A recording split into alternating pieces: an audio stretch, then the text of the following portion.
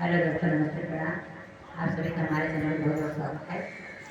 तो अभी मैं माता रानी का भजन गाने जा रहा हूँ, जो कि ये भी कजरी के माध्यम से ही जुड़ा हुआ है। और इसको सुनिए और सुन के ज़्यादा से ज़्यादा शेयर कीजिएगा और लाइक सब्सक्राइब करना ना भूलना। अपना प्यार से बनाए रखें। जय माता दी। प्रेम से बोलो माता रानी की। पटे खोला भवानी चढ़ाई तुम्हारी, पटे खोला भवानी चढ़ाई तुम्हारी, पटे खोला भवानी चढ़ाई तुम्हारी, पटे खोला भवानी चढ़ाई तुम्हारी, पटे खोला।